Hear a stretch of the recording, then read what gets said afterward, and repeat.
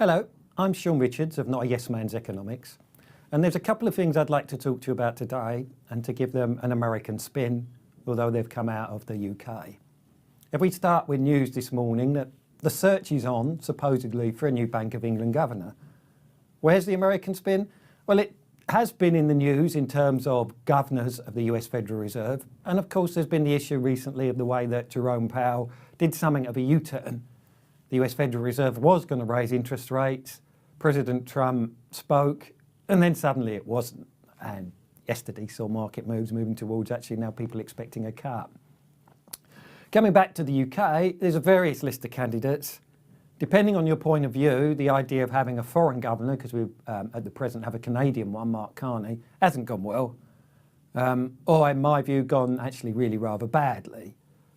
However, there was a British TV series that was very good back in the day called Yes Minister and then Yes Prime Minister. They rather amusingly, and this was 30 years ago, put the question of a Bank of England governor when someone would said they should be honest and intelligent. The reply from the Treasury was that although in innovation that should be tried. So as you can see, the sort of barrier, boundaries, benchmark here is pretty low. And I think this has been an issue through the credit crunch era. The truth is that the UK is probably advertising for a job, if that series is right, that someone's already been appointed to. There are a list of possible foreign appointments that are around, probably headed by Rajan, who is at the Reserve Bank of India. Quite a few British domestic choices. I've pressed for that, evenly amongst the sexes, actually. I put on one side Andrew Sentence, the other Ann Pettifer. Why does this matter?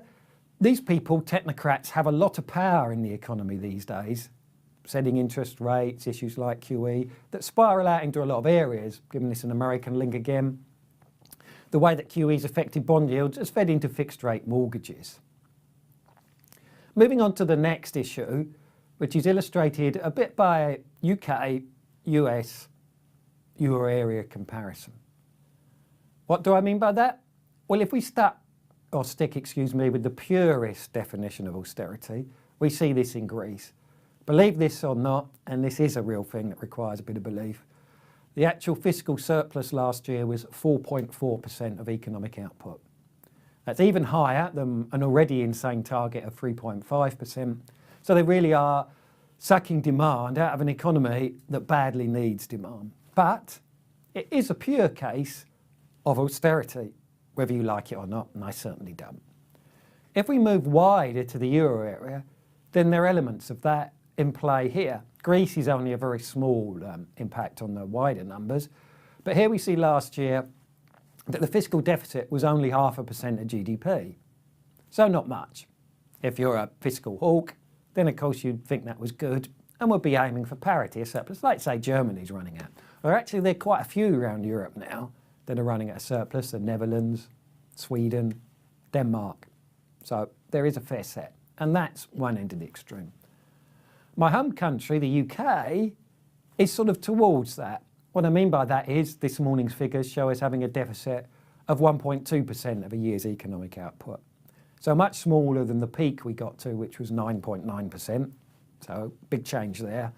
And the numbers now are not very large in the UK, so we're discussing in pound terms 25 billion a year, and a number that's reducing over time. So we are actually potentially facing a circumstance in the next year or two whereby we could see fiscal balance, maybe even a small surplus.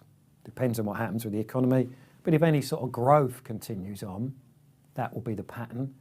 And here's the thing from the UK numbers, if you take the undercut of all of this, we see that the revenue numbers for taxes are quite strong. So this hints at the economy being stronger than maybe others have told us, or other measures like GDP. If again we link this to the US, here's an interesting thought for you. President Trump takes a lot of stick in many areas, a lot of it deserved.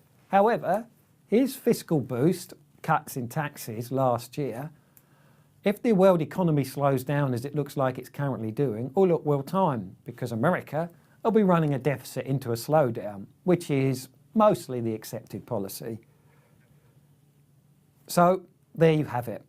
Was Trump right? Thank you.